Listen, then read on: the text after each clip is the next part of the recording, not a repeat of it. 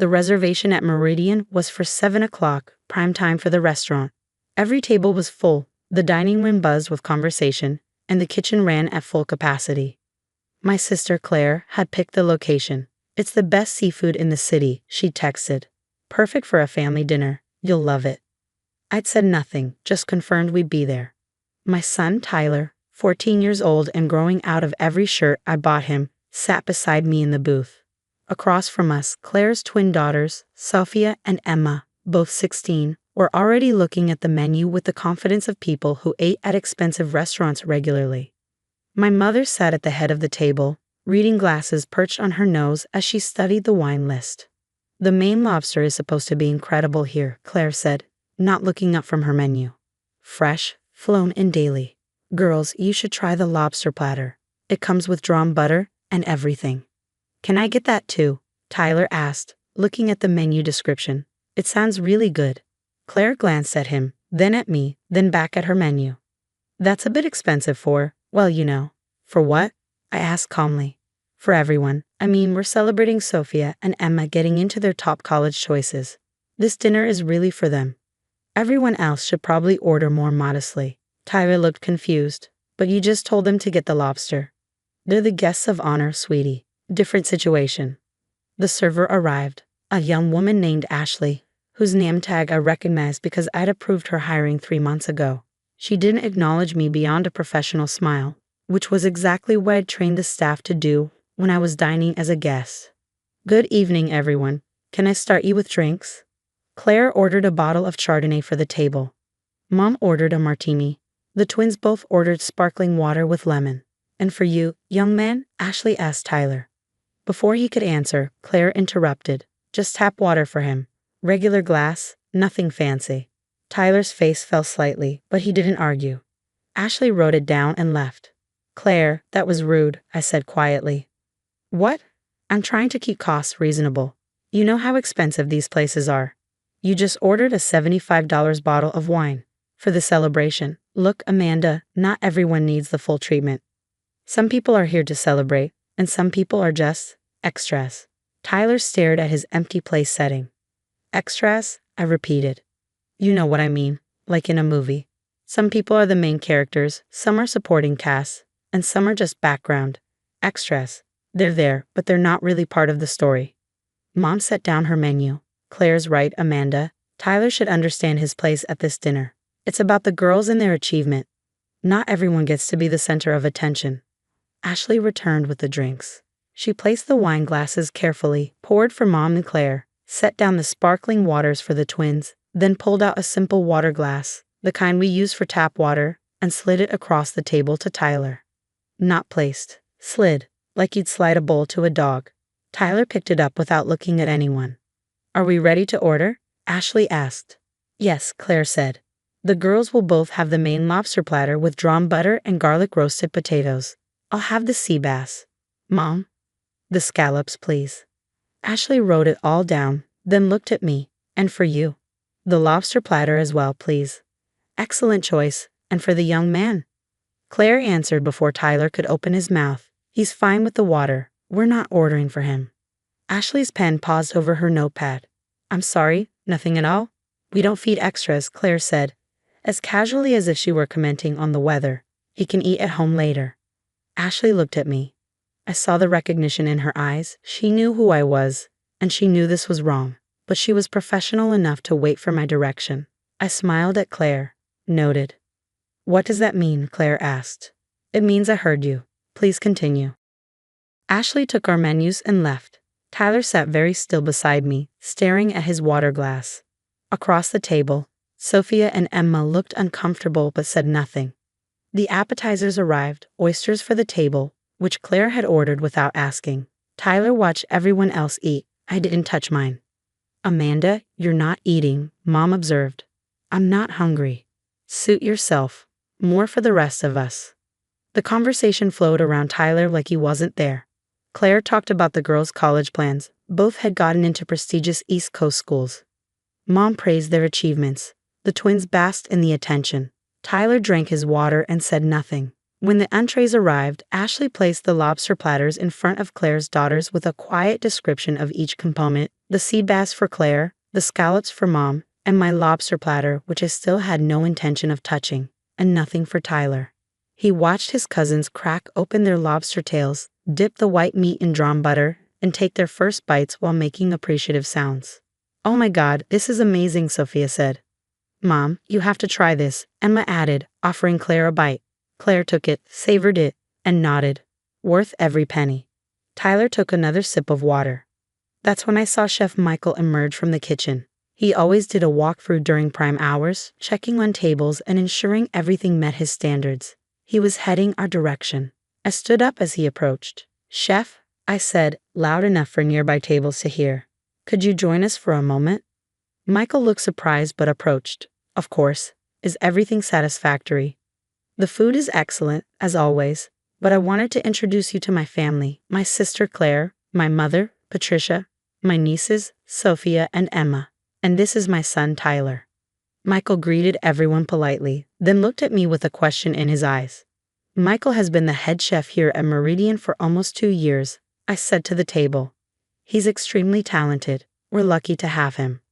"Thank you," Michael said carefully. "The restaurant has been very successful." "It should be. I invested quite a lot to make sure it would be." I smiled at Claire. "Actually, I should clarify, I don't just invest in Meridian. I own it. Purchased it outright 18 months ago," Michael reports to me, as does everyone working tonight. The table went silent.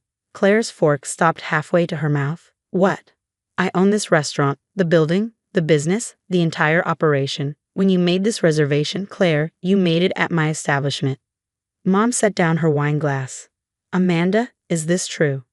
"Completely true. I own Meridian. I also own 2 other restaurants in the city, the Harborview and Lucia's. This is my business." Ashley had stopped at a nearby table, listening. I gestured for her to come over. "Ashley, could you please tell my family who I am?" Ashley looked nervous but professional. "This is Amanda Foster. She's the owner of Meridian Restaurant Group. She owns this restaurant and 2 others. She's my boss." "Thank you, Ashley." I looked back at Claire. "So when you said, 'We don't feed extras,' and slid a water glass to my son, your nephew, at this dinner you arranged at my restaurant, you were telling my employee not to feed my child. In my own establishment." Claire's face had gone from white to red. "I didn't know." "You didn't know because you never asked. You assumed I was still struggling, still living paycheck to paycheck. You assumed you could bring your family to an expensive restaurant, order $60 lobster platters for your daughters, a $75 bottle of wine, appetizers for the table, and classify my 14-year-old son as an extra who doesn't deserve food." "Amanda, I'm sorry, I didn't mean." "You told him to know his place. That some people are main characters and some are extras. You had a glass of water slid to him like he was a stray dog." Mom found her voice. "Amanda, there's no need to make a scene. Actually, there is, because you backed her up.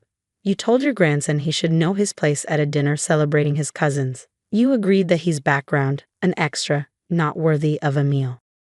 I turned to Michael. "Chef, my son would like to order now. Tyler, what would you like?" Tyler looked up at me, his eyes wet. "The lobster platter?" "The lobster platter for my son, please. And bring out the special reserve side dishes, the truffle mac and cheese, the grilled asparagus, and the chocolate lava cake for dessert. Also, I'd like you to prepare one of your off-menu specials for him. Your choice. Whatever you think a 14-year-old who just got called an extra would enjoy." Michael smiled slightly. "I have just the thing. I'll take care of it personally." After he left, I sat back down. The nearby tables had definitely heard. People were whispering, looking over. "Amanda, please," Claire said quietly. "This is humiliating." "Interesting that you feel humiliated. How do you think Tyler felt watching your daughters eat lobster while drinking tap water? Being told he's just an extra?" I apologized. "You apologized after finding out I owned the restaurant. Would you have apologized if I were still the struggling single mom you thought I was?" She didn't answer. Mom cleared her throat.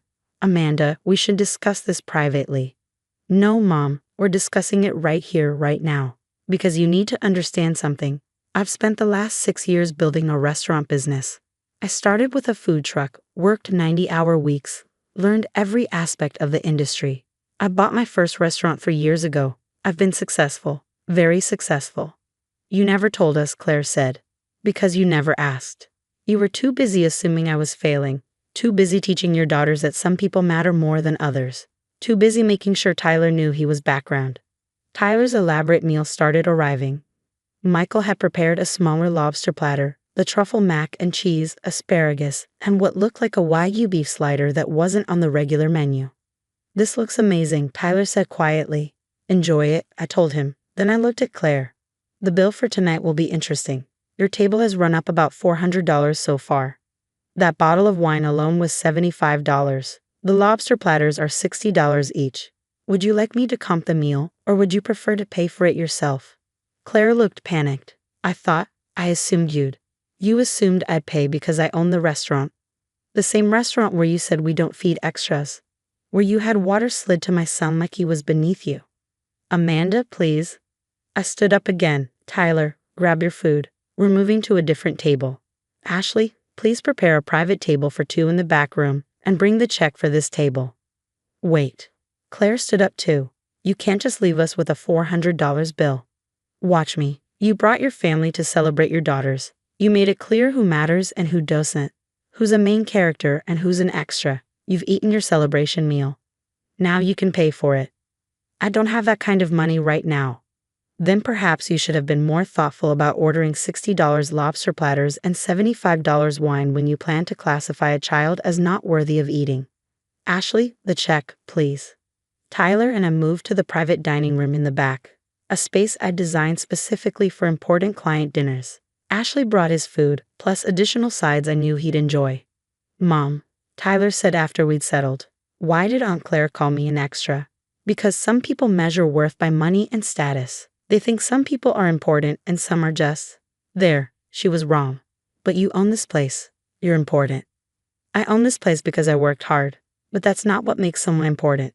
You're important because you're you. Because you're kind and smart and decent. Not because of where you sit at a restaurant table." He took a bite of lobster. "This is really good." "Good. Eat as much as you want. It's your restaurant too." Through the glass partition, I could see Claire and Mom having a heated discussion. Mom was opening her purse, probably checking her credit cards. The twins looked mortified. Ashley came to check on us. "They asked me to tell you they've left. The bill has been paid. They wanted me to say they're sorry." "Did they say it to you, or am I supposed to pass it along?" "They said it to me, ma'am. Asked me to convey it." "Thank you, Ashley, and I'm sorry you had to witness that." "If I'm honest, ma'am, it was pretty satisfying to watch you handle it. What they said about your son was awful." After Ashley left, Tyler asked, "Are they going to hate you now?" "Maybe, for a while. But Tyler, I need you to understand something. You are never an extra. Not in your own life. Not in anyone's story. You're the main character in your own story, and anyone who treats you as less than that doesn't deserve to be in it. Even family, especially family, because family should know better." We finished dinner, all 3 courses, plus dessert. Tyler had never eaten so much in his life. When we finally left Meridian, it was nearly 10 o'clock. In the car, Tyler was quiet for a while. Then he said, "Mom, can I ask you something?" "Anything." "Did you really buy 3 restaurants?" "I did." "That's pretty cool." "Thanks, buddy." "And you named one of them Lucia's?" "After your grandmother, my mom's mother. The one who always said I was special." "That's the one. She would have loved watching you eat that lobster tonight." He smiled. "I think she would have liked watching you tell Aunt Claire off even more." He was probably right. Some people learn to know their place. And some people learn to own the place. My son learned the difference tonight, at a restaurant table, with a lobster platter in a building I own, while his aunt learned that extras sometimes write the checks. And sometimes, they just cancel them.